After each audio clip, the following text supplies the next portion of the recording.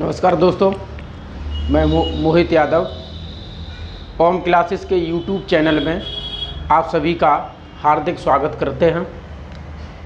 दोस्तों, जैसा कि आप लोग जानते हैं कि इस कोरोना की महामारी में सभी विद्यार्थियों की शिक्षा प्रभावित हुई है और प्रशासन ने भी सभी 10th और 12th के विद्यार्थियों को इस महामारी के कारण उनके एग्ज़ाम को प्रमोट करके सभी विद्यार्थियों को पास करा दिया गया है। मैंने भी सोचा है कि अभी जब तक कोचिंग इंस्टीट्यूट नहीं खोले जा रहे हैं, जबकि इनके जब तक आदेश नहीं दिए जा रहे हैं, तो बच्चों की शिक्षा प्रभावित हो रही है। इसलिए मैंने पहल की है कि किसी भी बच्चे की जो स्टडी है वो प्रॉपर बनी रहे और किसी तरीके से शिक्षा प्रभावित ना हो। इसलिए मैंने भी ऑनलाइन के माध्यम से पढ़ाने की पूरी कोशिश की है और पढ़ा रहा हूँ। आज मैं उन बच्चों के लिए फर्स्ट चैप्टर लेके आया हूँ जो 10th क्लास से प्रमोट हो करके अगली क्लास 11th में जाएंगे और अगली क्लास 11th के उन स्टूडेंटों के लिए जो गणित माध्यम से हैं, जो मैथ लिए हुए हैं, उन बच्चों के लिए मैं गणित का पहला चैप्टर 11th क्लास की गणित का पहला चैप्टर जो है सेट यानी कि समुच्चय के बारे में बताएंगे। जैसा कि आप लोग देख रहे हैं, एक्सरसाइज 1.1 चैप्टर 1 है और वीडियो भी हमारी फर्स्ट है, ये यानी पार्ट भी 1 है वीडियो का। इसके माध्यम से मैं आपको बताऊंगा कि समुच्चय क्या होता है, समुच्चय को हम रिप्रेजेंट कैसे करते हैं, समुच्चय के अंदर जो एलिमेंट होते हैं वो क्या होते हैं, कैसे इसे हम शो करते हैं, किस तरीके से दो टाइप इसके होते हैं जिसे रोस्टर फॉर्म और सेट बिल्डर फॉर्म कहते हैं, उन सभी के बारे में मैं डिस्कस करूंगा और एक्सरसाइज से जो क्वेश्चन हैं उन क्वेश्चनों के बारे में भी आपके सामने बात करूंगा। तो आइए सबसे पहले बात करते हैं। जैसे आपके सामने लिखा है सेट यानी कि सेट यानी कि समुच्चय क्या है, सेट क्या है, तो मैं बता दूं कि सेट एक ऐसा कलेक्शन है जिसे हम वेल डिफाइन कर सकें। सेट एक ऐसा कलेक्शन है जिसे हम वेल डिफाइन कर सकें, यानी कि सेट के अंदर जो भी एलिमेंट होंगे उनके बारे में अच्छे से डिफाइन किया जा सके, वो होता है सेट। अब आप समझ सकते हो कि आपके क्लास में स्टूडेंट का कलेक्शन हो सकता है, आपकी क्लास में ओनली बॉय स्टूडेंट का कलेक्शन हो सकता है, ओनली गर्ल्स स्टूडेंट का कलेक्शन हो सकता है, आपके घरों में टी सेट हो सकता है, डिनर सेट हो सकता है। ये सारी चीज़ें एक सेट को रिप्रेजेंट करती हैं, क्योंकि इन्हें हम वेल डिफाइन कर सकते हैं और इन्हें काउंट भी कर सकते हैं। दूसरी बात करते हैं, पहचान क्या होती है। कभी कभी हमारे पास एक स्टेटमेंट दिया जा सकता है, अब वो स्टेटमेंट हो सकता है कि कुछ भी बोले जाने वाला जो सेंटेंस होगा वो एक स्टेटमेंट होगा। अब स्टेटमेंट हमारा ट्रू है या फॉल्स है, इसकी पहचान करना हमारे ऊपर डिपेंड करती है। तो स्टेटमेंट के माध्यम से ही हम समझ पाएंगे कि ये कलेक्शन जो है वो हमारा सेट है या नहीं है। दो बातें यहाँ पर इस पर डिपेंड करती हैं, वो मैं अभी आगे बताऊंगा। सबसे पहले डिस्कस करूंगा सेट।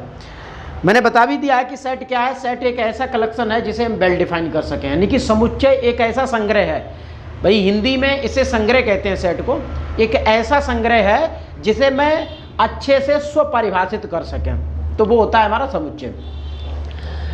तो लिखते हैं, देखिए, कलेक्शन ऑफ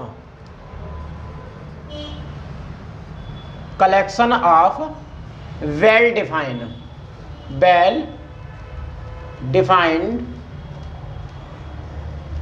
ऑब्जेक्ट, यानी कि सेट के जो ऑब्जेक्ट हों उन ऑब्जेक्टों को हमारे सेट के कलेक्शन में जो भी ऑब्जेक्ट होंगे उन ऑब्जेक्ट को हम अच्छे से डिफाइन कर सकें, वो हमारा क्या होता है, सेट होता है।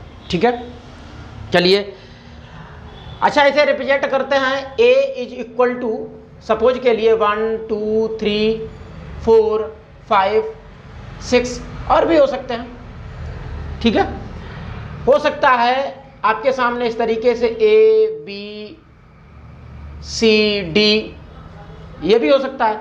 तो ये सारे के सारे आपके क्या होते हैं, ये कलेक्शन होते हैं, यानी कि इसी को हम सेट कहते हैं। सेट को इस तरीके से रिप्रेजेंट करते हैं, दूसरे टाइप से भी इसे रिप्रेजेंट करते हैं। दूसरा टाइप इसका कलेक्शन का ये होता है कि चलिए वो आगे मैं बताता हूँ। सबसे पहले एक बात और कर लेते हैं कि सेट के अंदर जो एलिमेंट होते हैं, भाई सेट के अंदर जो कलेक्शन होता है उसे हम एलिमेंट बोलते हैं। ये सेट है, ये सेट ए है, और इस सेट के अंदर जो भी आपको दिख रहा है कोमा लगा करके, वो होते हैं एलिमेंट सेट के। इन्हें कोमा लगा करके लिखते हैं और मिडिल ब्रैकेट के अंदर लिखते हैं। याद रखिएगा कि एक सेट को उनके एलिमेंट मिडिल ब्रैकेट के अंदर लिख करके शो किया जाता है। ठीक है, इतनी बात क्लियर हो गई।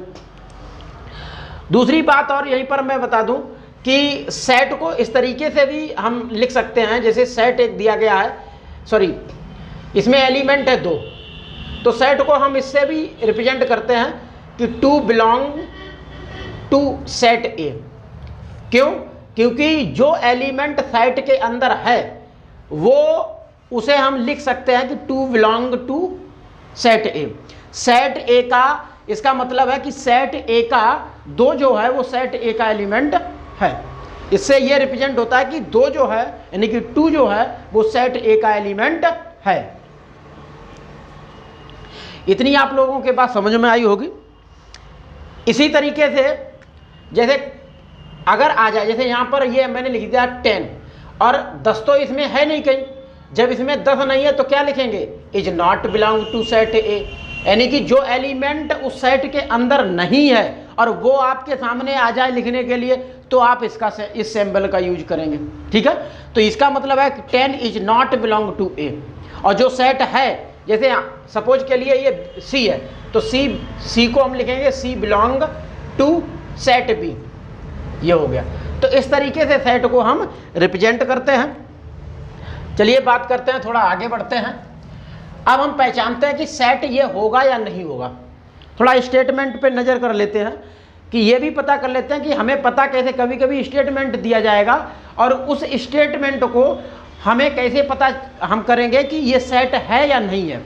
तो उसके लिए सबसे पहले मैं आपको बता दूं, उसके लिए हमें सबसे पहले देखना पड़ेगा, 2 बातों पर ध्यान देना पड़ेगा कि जो सेट के एलिमेंट हैं, सेट के अंदर जो एलिमेंट हैं वो 2 टाइप्स के हो सकते हैं। जो भी एलिमेंट हैं, जो एलिमेंट हैं वो 2 बातों पर निर्भर करेंगे।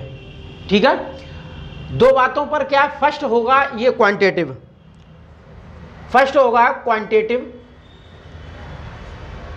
और सेकंड होगा क्वालिटेटिव। ठीक है, यानी कि बेस्ड, क्वांटिटेटिव बेस्ड और क्वालिटेटिव बेस्ड। ठीक है, एक क्वांटिटेटिव बेस्ड का मतलब होता है, हिंदी में इसे कहते हैं गणना पर आधारित, गणना पर आधारित, और ये होगा गुणवत्ता पर आधारित, पर आधारित। ठीक है, देखिए क्वालिटेटिव बेस्ड का मतलब ऐसे एलिमेंट जिसे हम काउंट कर सकें, ऐसा एलिमेंट जिसे हम काउंट कर सकें, और ऐसे एलिमेंट जिसे हम काउंट ना कर सकें, यानी कि किसी चीज़ की क्वालिटी बता देना। क्वालिटी बताना, अगर किसी चीज़ का क्वालिटी बताएगा तो वो सेट नहीं होगा, इतनी बात याद रखें। और जब किसी चीज़ की क्वांटिटी बताई जाए तो वो सेट होगा, इतनी भी बात याद रखें।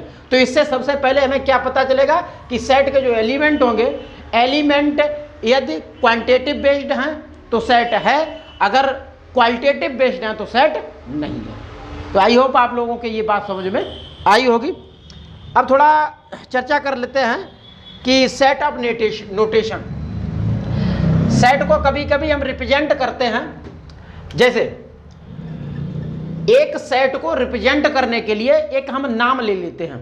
जैसे है आपका घर है और आपके घर को एक नाम डलवा देते हैं, यानी कि नेम प्लेट घर की डलवा देते हैं, उसमें लिख देते हैं कि अपने नाम से भी, अपने घर के नाम से भी लिख देते हैं कि रामपाल सदन, या जो भी लिखना है वो सब आप अपनी नेम प्लेट में लिख देते हैं। तो उसी तरीके से यानी कि उस घर के अंदर प्रत्येक एलिमेंट आप और आपका पूरा परिवार होगा, बट उस हाउस का जो मेन नेम होगा वो आपकी नेम प्लेट पे होगा। उसी तरीके से एक सेट को रिप्रेजेंट करने के लिए एक विशेष यानी कि इंग्लिश अल्फ़ाबेट का कोई कैपिटल लेटर का यूज कर लेते हैं हम। जैसे सपोज के लिए मैंने कोई नेचुरल नंबर आ गया, तो नेचुरल नंबर के लिए हम कैपिटल लेटर का यूज करते हैं। जैसे कि अभी मैंने आपको दिखाया था कि A = A B C और D, ठीक है। तो उसमें क्या था, जो A था वो इंग्लिश अल्फ़ाबेट के कैपिटल लेटर का यूज किया गया है। इसी तरीके से जो एलिमेंट था, कभी कभी इंग्लिश के अल्फ़ाबेट के जो एलिमेंट का हम यूज करते हैं वो स्मॉल लेटर में करते हैं। इन चीज़ों पर थोड़ा फोकस करें, इन्हें थोड़ा ध्यान दें। तो छोटा यानी कि बड़ा लेटर का यूज करेंगे एक सेट के नाम के लिए, एक सेट का नाम रखेंगे उसके लिए कैपिटल लेटर का। अच्छा, उसी इंग्लिश अल्फ़ाबेट का कौन सा किसके लिए यूज करना है वो आपको बता दें। जैसे कि आपके सामने है, जैसे कभी कभी सेट के एलिमेंट नेचुरल नंबर में है तो आप कैपिटल लेटर का यूज करेंगे। किसका यूज करेंगे? कैपिटल लेटर, वो भी n का। नेचुरल नंबर है तो फॉर नेचुरल नंबर, या लिख दो for use natural number, natural number. इसी तरीके से होल नंबर के लिए भी W का यूज करेंगे, तो फॉर यूज होल नंबर, ठीक है। इसी तरीके से Z का हम यूज करेंगे फॉर यूज इंटीजर्स के लिए, ठीक है।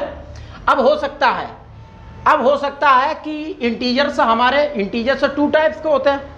हो सकता है इंटीजर पॉजिटिव इंटीजर है तो आप प्लस लगा देंगे, हो सकता है नेगेटिव इंटीजर हो तो आप माइनस लगा देंगे। इतनी बात समझ रहे होगे। R का यूज कर सकते हैं जब रियल नंबर हो। जब रियल नंबर हो तो आप किसका यूज करेंगे? R का। हो सकता है रैशनल नंबर हो तो आप Q का यूज करेंगे फॉर यूज रैशनल नंबर। अब देखो, इनके बारे में तो आपको पता ही होगा, पहचान तो पता ही होगा। आपने 9 से लेकर के 10th में पढ़ा होगा नंबर सिस्टम के बारे में। उसमें नेचुरल नंबर क्या होते हैं, होल नंबर क्या होते हैं, इंटीजर क्या होते हैं, रियल नंबर क्या होते हैं और रैशनल नंबर क्या होते हैं। इनके बारे में आपको बेसिक चीज़ें हैं, बेसिक पता होंगी। नहीं पता है तो समझ लो, नेचुरल नंबर जो होते हैं वे नंबर जो 1 से स्टार्ट होते हैं और इन्फिनिटी तक जाते हैं। होल नंबर 0 से शुरू होकर के इन्फिनिटी तक जाते हैं। इंटीजर 0 से लेफ्ट और 0 से राइट, यानी कि 0 से लेफ्ट और 0 से राइट चलेंगे। जो लेफ्ट नंबर चलेंगे वो निगेटिव होंगे, राइट चलेंगे वो पॉजिटिव होंगे। इतनी भी बात क्लियर होगी।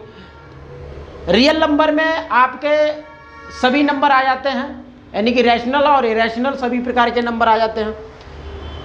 और रैशनल नंबर में P/Q वाले जो भी नंबर हम लोग लिखते हैं, तो all whole number is rational number, तो सभी होल नंबर रैशनल नंबर होते हैं। ये भी बात हमें पता होनी चाहिए। तो इस तरीके से कि एक सेट को रिप्रेजेंट करने के लिए उनका जो नाम रखेंगे वो कैपिटल लेटर है, यानी कि इंग्लिश के जो अल्फ़ाबेट होते हैं उनका कैपिटल लेटर का यूज करेंगे। इतनी बात आप लोगों के समझ में आई होगी, आप समझ लो इसे।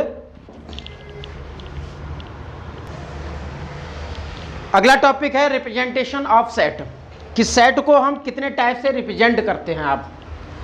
तो representation of set represent 2 type से किया जाता है। सेट को रिप्रेजेंट 2 टाइप से किया जाता है, बता दूं। फर्स्ट है रोस्टर फॉर्म, सॉरी,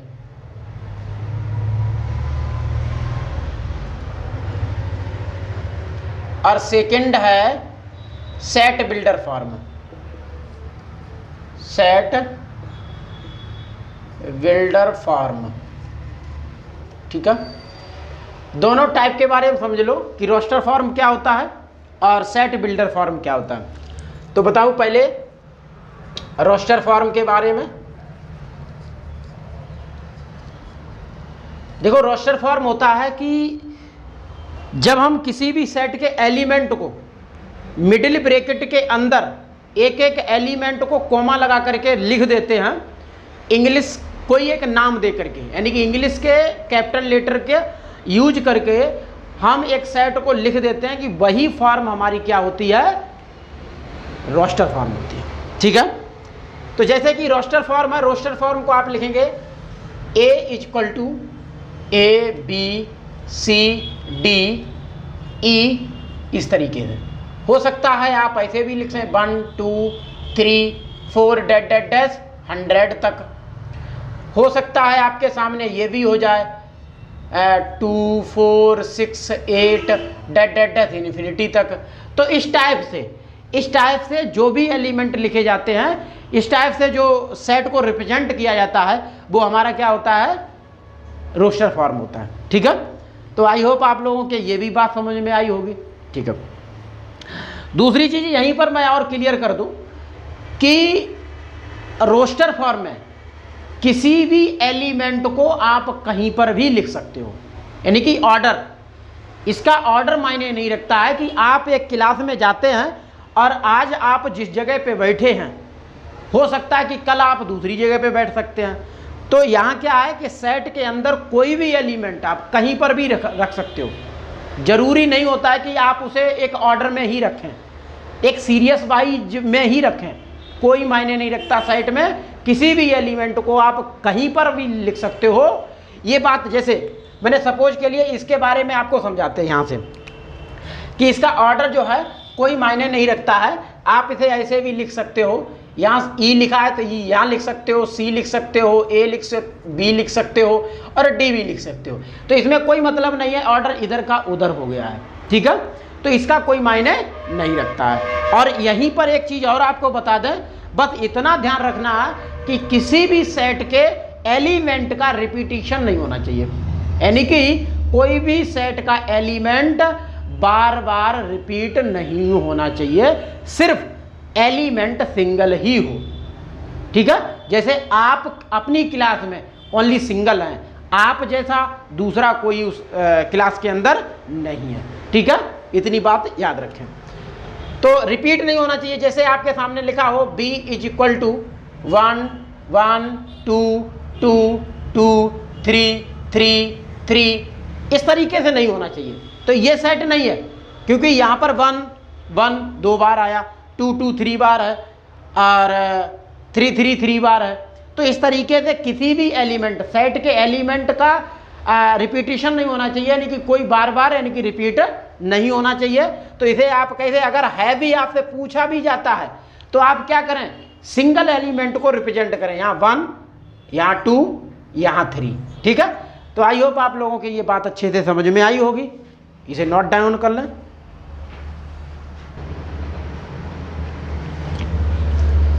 अगला टाइप देखें कि दिया रोस्टर फॉर्म।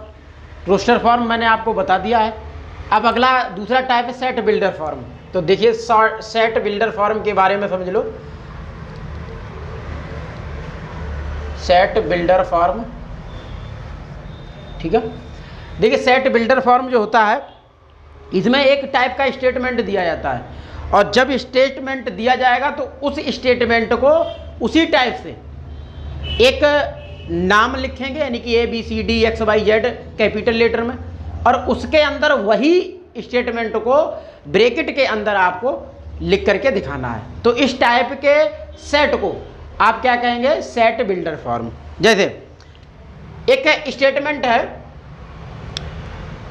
स्टेटमेंट कहता है सेट ऑफ नेचुरल नंबर, लिखा है set of natural number, natural number less than 6। तो थोड़ा ध्यान दें, यहाँ पे लिखा है set of natural number less than 6। ये एक स्टेटमेंट दिया हुआ है, और इस स्टेटमेंट को हम मिडिल ब्रैकेट के अंदर किस तरीके से शो करते हैं, आइए देखते हैं। जैसे नाम उसी तरीके से, जैसे मान लो नेचुरल नंबर की बात हो रही है तो मैंने बताया था कि कैपिटल एन का यूज कर लो, तो नेचुरल नंबर की बात हो रही है तो कैपिटल एन का यूज कर लो। फिर आप ब्रैकेट लगाएंगे, यहाँ लिखेंगे एक्स सच दैट एक्स, बात समझ में भाई, एक्स सच दैट एक्स, और यहाँ लिखेंगे is, x is natural number, natural number less than 6, और यहां पर ब्रैकेट क्लोज कर देंगे। ठीक है, तो इस टाइप से लिखना, इस टाइप से सेट को, उसके स्टेटमेंट को रिप्रेजेंट करना क्या कहलाता है, सेट बिल्डर फॉर्म कहलाता है। ठीक है, मतलब अब जरूरी नहीं है कि ऐसे ही लिखो, इसका एक और टाइप है, ऐसे भी इसे रिप्रेजेंट कर सकते हो। वो टाइप ये है कि जैसे एन है, N is equal to X such that X, और comma N belongs to capital N, यानी कि जो एन है वो कैपिटल एन से रिप्रेजेंट कर रहा है, और एक्स इज लेस देन 6। ठीक है, एक्स जो है वो 6 से छोटा है, और एक्स एक नेचुरल नंबर है और ये 6 से छोटा है, तो ये दोनों टाइप से लिखना ही सेट बिल्डर फॉर्म कहलाता है। तो आई होप आप लोगों के ये भी बात समझ में आई होगी, इसे भी नोट डाउन कर लें।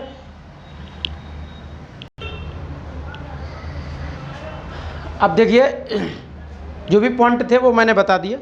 अब एक्सरसाइज पे आते हैं। एक्सरसाइज 1.1 है, और इस एक्सरसाइज के क्वेश्चन नंबर फर्स्ट से कुछ क्वेश्चन मैंने लिए हैं, जैसे कि मैंने नोट डाउन किया है, तो ये बोर्ड में पूरे आए नहीं हैं, और भी 4-5 क्वेश्चन आगे हैं, वो आपके लिए छोड़ रहा हूँ, और ये first, second, third, fourth, fifth तक मैंने समझाऊंगा आपको कि इसमें सेट कौन सा है कौन सा नहीं, क्योंकि यहाँ पर स्टेटमेंट लिखा हुआ है, और उस स्टेटमेंट के माध्यम से मुझे बताना है कि ये एक सेट है या नहीं है।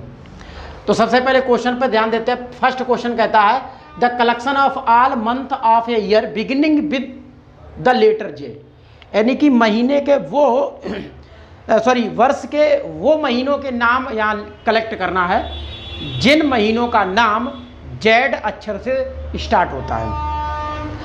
तो आपको पता है कि एक महीने में 12 वर्ष होते हैं, यानी कि 12 मंथ होते हैं, और उन 12 मंथ में ओनली सिर्फ 3 मंथ ऐसे होते हैं जिनका नाम जे से स्टार्ट होता है, जिनका नाम जे से स्टार्ट होता है। तो लेटर जे से कौन कौन से, सबसे पहले तो हम लिखेंगे यस, क्योंकि ये स्टेटमेंट है। और अगर बात करते हैं कि उसके एलिमेंट की, तो एलिमेंट सबसे पहले आपका जनवरी होगा। ठीक है, जनवरी, और दूसरा अक्षर होगा, वो दूसरा मंथ होगा जून, और तीसरा होगा आपका जुलाई। ठीक है, तो इस तरीके से ये 3 ही मंथ होते हैं कि जो जे से स्टार्ट होते हैं। ठीक है, तो ये एक आप क्या है, क्योंकि ये महीने के नाम है, वर्ष के महीनों के नाम है, और इन्हें हम काउंट भी कर सकते हैं, तो ये एक सेट है। ठीक है, अगला है the collection of 10 most talented writer of India, मतलब 10 ऐसे राइटरों के नाम आपको बताना है जो मोस्ट टैलेंटेड हों। तो ऐसे 10 मोस्ट टैलेंटेड राइटर के नाम बताना है। मैंने आपको इससे पहले समझाया था कि हमें स्टेटमेंट के एलिमेंट पर ध्यान देना है। अगर किसी भी स्टेटमेंट के एलिमेंट क्वालिटी बेस्ड हैं तो सेट नहीं हो सकता है, क्वांटिटेटिव बेस्ड है तो सेट होगा। तो यहाँ क्या बता रहा है समझो, मोस्ट टैलेंटेड, और मोस्ट टैलेंटेड उसकी क्वालिटी को रिप्रेजेंट करता है, क्वांटिटी को नहीं। तो ये संभव नहीं है कि ये सेट हो। क्यों नहीं होगा? क्योंकि आपकी नज़र में कोई अदर राइटर होगा, जैसे कि आपकी नज़र में जयशंकर प्रसाद हो सकते हैं, दूसरे की नज़र में मुंशी प्रेमचंद हो सकते हैं, मेरी नज़र में महादेवी वर्मा हो सकती हैं। तो यानी कि हर बंदे के अलग अलग नॉलेज में अलग अलग राइटर मोस्ट टैलेंटेड होंगे। तो इसलिए ये स्टेटमेंट सेट नहीं है, यानी कि सेट नहीं है, स्टेटमेंट है बट सेट नहीं है, इतना याद रखिएगा। तो यहां लिख देंगे आप नो। ठीक है, दूसरा the team of 11 best cricket batsman of world, संसार के 10 ऐसे बल्लेबाजों के नाम बताना है, बैट्समैन के नाम बताना है जो मोस्ट बेस्ट हों। तो आप ये याद रखिएगा कि ये भी किस पर है, बेस्ट मतलब क्वालिटी बेस्ड है। तो ये स्टेटमेंट भी आपका सेट नहीं है, ठीक है, क्योंकि ये भी क्वालिटी को बताता है। क्योंकि आपकी नज़र में विराट कोहली हो सकते हैं, मेरी नज़र में सचिन तेंदुल, दूसरे की नज़र में सहवाग, यानी कि हर बंदे के नज़र में अलग अलग बैट्समैन हो सकते हैं। और ऐसे ही वर्ल्ड में कोई भी हो सकता है किसी की भी नज़र में। तो ये भी आपका सेट नहीं है, तो इसमें भी आप लिख देंगे नो। अगला question, the collection of all boy in your class. The collection of, क्या कह रहा है, the collection of all boys in your class. तो आपको ये तो भाई काउंटेबल है, इसे आप काउंट कर सकते हो, इसे आप समझ भी सकते हो, क्योंकि आपकी क्लास में जितने भी लड़के होंगे उन सभी लड़कों को आप जानते भी होंगे, और आपको ये भी पता है कि हमारी क्लास में कितने लड़के हैं। तो ये काउंटेबल भी है और एक क्वांटिटी को भी बताता है, क्वालिटी को नहीं क्वांटिटी को बताता है। तो इस टाइप से ये सेट आपका है, तो इसमें यस लिख दो, सॉरी ठीक है। अगला 5th नंबर है, the collection of all natural number less than 100, यानी कि वो कलेक्शन बताना है जो नेचुरल नंबर हो और 100 से छोटा हो। तो ये भी काउंटेबल है भाई और क्वांटिटी बेस्ड है, तो ये सेट है, ठीक है, सेट है, तो इसमें लिख देंगे यस, ठीक है। और अगर हम एलिमेंट की बात करें, सेट को रिप्रेजेंट करना है तो आप छोटा मिडिल ब्रैकेट लगाएंगे और वहाँ नेचुरल नंबर को रिप्रेजेंट करेंगे। 1 नेचुरल नंबर 1 से शुरू होता है, तो 1 2 3 4 5 6 डैश कहाँ तक, यानी लेस देन 100, तो लेस देन 100 मतलब 99 तक। तो ये आपका सेट हो गया। तो आई होप आप लोगों के ये सारे क्वेश्चन समझ में आए होंगे। इसके आगे 4 क्वेश्चन और हैं, वो आप अपने स्वयं करेंगे, ठीक है। क्वेश्चन नंबर 2 की तरफ चलते हैं। क्वेश्चन नंबर अगला है, 2 नंबर है।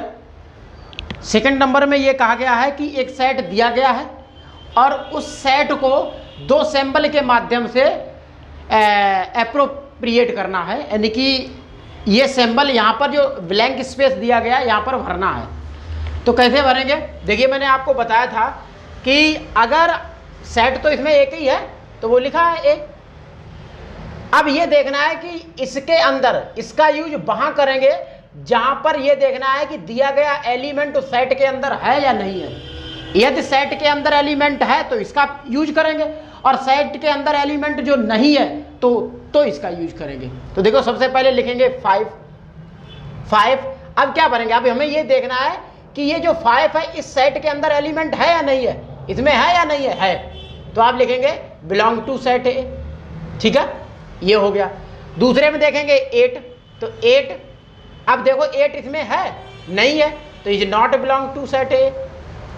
दूसरा 0 है, तो 0 इसमें है नहीं है, तो यहाँ लिखेंगे 0 is not belong to set A. अब देखो ये 4 है, 4 देखेंगे इसमें है, तो यहाँ लिखेंगे 4 बिलोंग्स टू सेट ए। 2 यहाँ पर है, तो 2 देखो इसमें है, तो यहाँ लिखेंगे 2 बिलोंग्स टू ए। यहाँ 10 है, 10 देखो यहाँ से बिलोंग, इस सेट में है, 10 नहीं है, तो यहाँ 10 इज नॉट बिलोंग्स टू ए। तो इस तरीके से ये सारे आंसर हो जाएंगे, ठीक है। आई होप आप लोगों के ये सारे समझ में आए होंगे, आप इसे नोट कर लें, समझते चलें।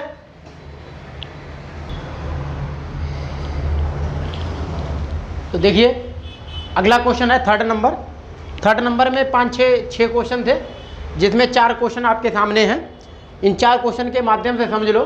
इसमें यह कह रहा है कि write the following set in roster form, यानी कि दिए गए स्टेटमेंट को, यानी कि ये सेट बिल्डर फॉर्म में लिखा हुआ है, इसे हमें चेंज करके रोस्टर फॉर्म में लिखना है। तो देखिए समझते हैं पहले क्या कहता है। First question, x such that x is an integer, कि एक्स जो है वो एक इंटीजर है, but -3 is less than and equal x less than 7, कि एक्स की जो वैल्यू है वो -3 से बड़ी है और -3 भी है, क्यों?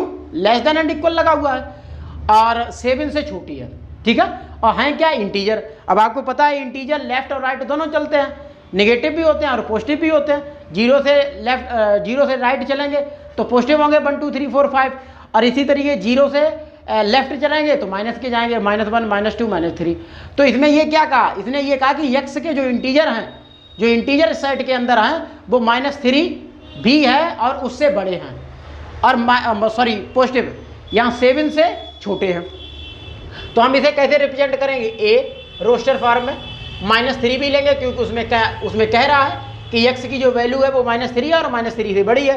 तो -3 से बड़ी -2 है, -2 से -1 बड़ा है, फिर 0 है, फिर 1 है, फिर 2 3 4 और 5 6 तक रखेंगे। 7 नहीं लिखेंगे क्योंकि 7 से छोटी वैल्यू बताई गई है। तो इस तरीके से ये भी आपको रोस्टर फॉर्म में लिख गया। दूसरा है x is a natural number less than 6, यानी कि इसमें ये कहा गया है कि वो नेचुरल नंबर लिखने हैं जो 6 से छोटे हैं। अब आपको पता है कि नेचुरल नंबर कहाँ से शुरू होते हैं? 1 से शुरू होते हैं। तो आपको लिखना है b इक्वल टू, भाई यहाँ b लिखा है क्वेश्चन में इसलिए मैं b, वैसे n भी आप लिख सकते हो। तो 1 2 3 4 5 आगे नहीं, क्यों? ब्रैकेट क्लोज कर देंगे, क्यों? यहाँ 6 से छोटे पूछे गए हैं।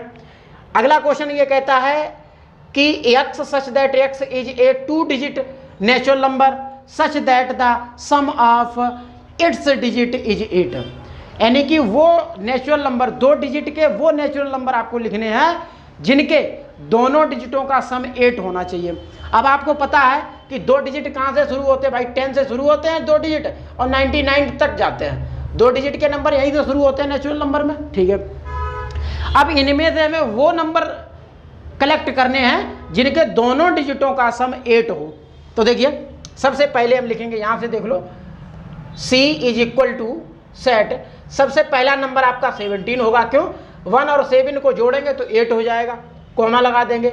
अगला होगा आपका 26, 2 और 6 8 हो रहा है, फिर 35, फिर 44, फिर 53, फिर 62, 71 और 80, बस। इसके बाद कोई नंबर नहीं होंगे, क्योंकि इन्हीं नंबरों के डिजिटों का जब हम सम करेंगे तो 8 हमें मिलेगा। तो वही इसने पूछा था, उसी हिसाब से मैंने इसे सॉल्व कर दिया। अगला क्वेश्चन कहता है कि x such that x is A prime number which is a divisor of 60। क्या कहा? कि वो प्राइम नंबर आपको लिखने हैं जो 60 को डिवाइड करते हो। अब जैसे कि आपको डिवाइजर पहले लिखने होने चाहिए, मैं पहले थोड़ा समझा दें कि डिवाइजर 60 के क्या होंगे। तो 1 और 60, ठीक है। यहाँ 2 होगा तो यहाँ 30 होगा, यहाँ 3 होगा तो यहाँ 20 होगा, और यहाँ 4 होगा तो यहाँ 15 होगा, और यहाँ 5 होगा तो यहाँ 12 होगा, यहाँ 6 होगा तो यहाँ 10 होगा, ठीक है। और आगे तो अब नहीं है। तो ये आपके क्या हो गए? ये आपके डिवाइजर हो गए 60 के, क्योंकि ये सारे नंबर जो है 60 को डिवाइड करेंगे। इसने पूछा क्या है कि prime number which of divisor 60, prime number लिखने हैं। तो भैया प्राइम नंबर कौन से होते हैं? नंबर जो किसी से नहीं कटते हैं, 1 से कटें और खुद से कटें। तो 2 और 3 और 5, बाकी कोई नंबर नहीं है डिवाइजर। प्राइम नंबर कोई नहीं है जो 60 को डिवाइड करते हो। तो ये इसमें क्या है? d is equal to set 2 3 और 5। तो ये तीनों आपके डिवाइजर हो गए 60 के जो प्राइम नंबर हैं। तो आई होप आप लोगों के ये सारे क्वेश्चन समझ में आए होंगे। इन्हें आप नोट डाउन करते चलें। हाँ, इसके 2 क्वेश्चन और रह गए हैं, उन्हें आप स्वयं करें होमवर्क में।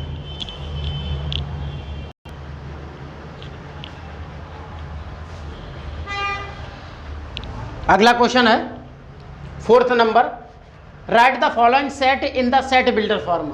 देखो इससे पहले वाले क्वेश्चन में रोस्टर फॉर्म में पूछा था लिखने के लिए, और यहाँ पर उसने पूछा है सेट बिल्डर फॉर्म में। रोस्टर फॉर्म में दिया है क्वेश्चन, और क्वेश्चन को सॉल्व करके लिखना है सेट बिल्डर फॉर्म में। तो चलिए बताता हूँ मैं।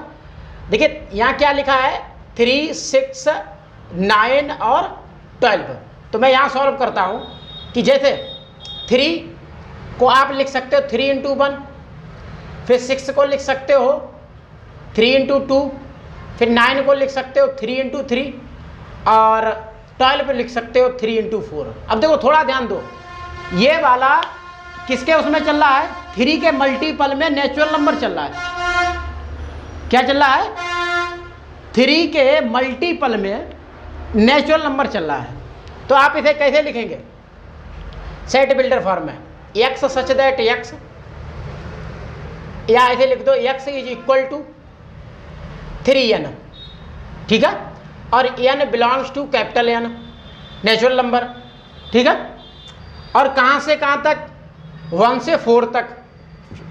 तो यहाँ लिख दो x इज लेस देन 5 और ब्रैकेट क्लोज कर दो। तो यहाँ तक ये आपका जो क्वेश्चन आ गया, यानी कि इस तरीके से आपको रिप्रेजेंट करना है।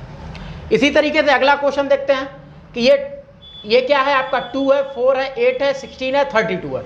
इसमें समझ लो, इसे भी हम यहाँ पर सॉल्व करके आपको बताते हैं। जैसे 2 पे पावर 1, 2 पे पावर 2 और 2 पे पावर 3, 2 पे पावर 4, 2 पे पावर 5, ठीक है। यानी कि 2 पे पावर 1 2, 2 पे पावर 2 4, 2 पे पावर 3 8, 2 पे पावर 4 16 और 2 पे पावर 5 कितना हो जाएगा आपका 32। अब इसमें भी एक 2 पे पावर नेचुरल नंबर चल रहा है, तो इसे भी आप ऐसे लिख सकते हो x सच दैट x और इज इक्वल टू 2 पे पावर n और n belong to capital N natural number, और यहाँ लिख दो x इज लेस देन 5 है, यहाँ 6 लिख दो, ठीक है।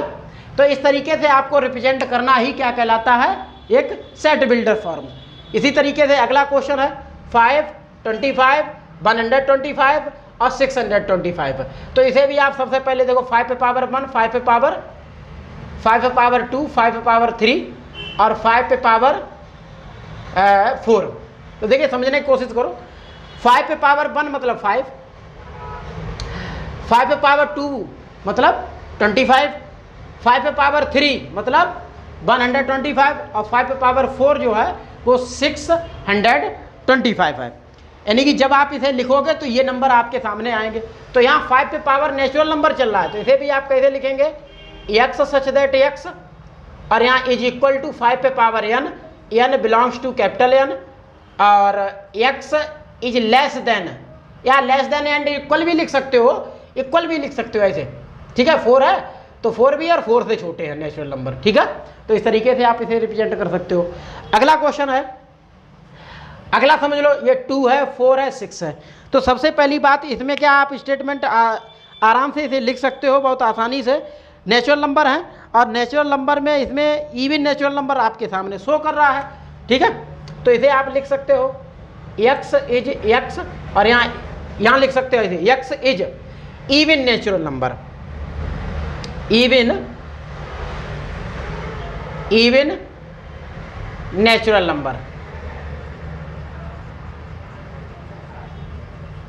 ठीक है। अब इसमें लेस देन नहीं लिखा जाएगा, क्यों, क्योंकि इसका कोई लिमिट ही नहीं है, ये कहाँ तक जाएगा। तो ये आपका मतलब ये आपके 4 क्वेश्चन हो गए, एक इसका क्वेश्चन और बचा है जिसे आप लोग सॉल्व करेंगे, ठीक है। तो आई होप आप लोगों के ये सारे के सारे समझ में आए होंगे। क्वेश्चन नंबर आपका 5 बचा है, उसके भी कुछ टॉपिक हैं, कुछ क्वेश्चन हैं, उन्हें भी सॉल्व कर लेते हैं।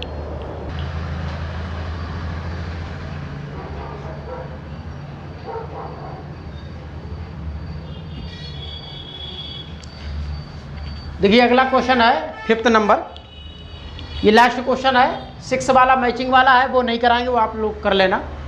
लेकिन 5th भी सेम है, इससे पहले जो 4th क्वेश्चन कराया था उस 4th क्वेश्चन में जो बात पूछी गई थी वो भी यहीं पर है। उसमें लिखा था सेट बिल्डर फॉर्म, बट यहाँ लिखा है कि एलिमेंट लिखना, बात एक ही है, ठीक है। सॉरी, यहाँ रोस्टर फॉर्म में पूछा गया है कि एलिमेंट को लिखना है।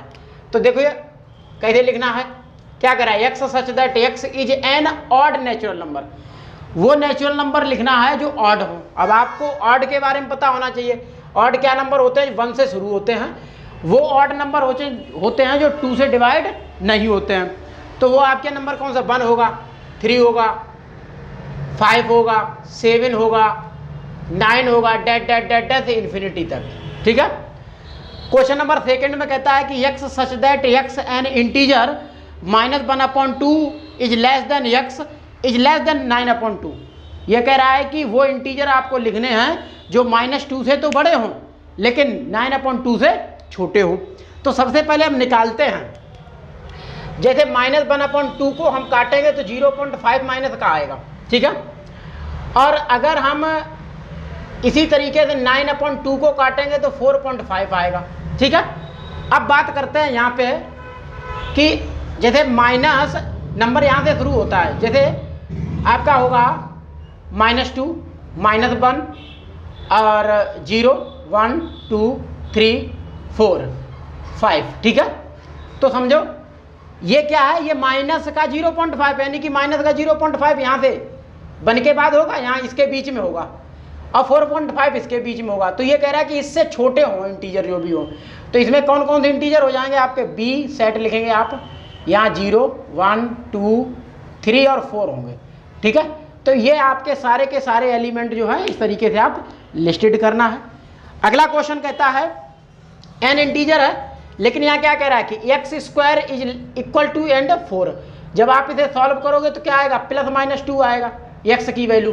जब आप सॉल्व करोगे तो +-2 आएगा।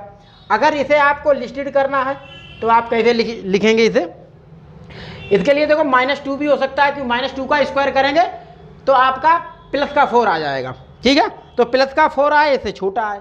-1 का स्क्वायर करेंगे तो 1 आएगा यानी कि 4 भी और 4 से छोटा भी इंटीजर है, ठीक है। 0 का करेंगे 0 आएगा, 4 से छोटा है। इसी तरीके से 1 और 2 इनका सभी का स्क्वायर करेंगे तो इस तरीके से ये एलिमेंट आपके सामने हो जाएंगे। आई होप आप लोगों की ये वीडियो अच्छी लगी होगी। अगर हमारी ये वीडियो आपके लिए, आपके सब्जेक्ट के लिए एक्सरसाइज से जो भी पॉइंट थे वो मैंने समझा दिए। अगर आपको ये अच्छा लगा है तो हमारे वीडियो को सब्सक्राइब करें ताकि जो भी मैं आगे के चैप्टर पढ़ाऊँ और जैसे ही मैं क्वेश्चन वीडियो को अपलोड करूँ तो तुरंत वो वीडियो आपके मोबाइल तक पहुंच जाए। इसलिए ज़्यादा से ज़्यादा हो सके तो आप हमारे वीडियो को सब्सक्राइब करें और साथ में बेल आइकन दबाना ना भूलें। और बेल आइकन दबाने के बाद ऑप्शन आता है आल पे, तो आल पे आप क्लिक कर देंगे तब हमारा चैनल सब्सक्राइब हो जाएगा। हर वीडियो की नोटिफिकेशन आपको टाइम से पहुंचती रहेगी और डेली मैं वीडियो को अपलोड करता हूं। अच्छे से समझते चलें और हो सके तो आपके जो भी साथी हैं उन्हें भी बताएं, उन्हें भी शेयर करें वीडियो, ताकि वो भी इस टाइप के क्वेश्चन को पढ़ सकें और समझ सकें, ठीक है। धन्यवाद।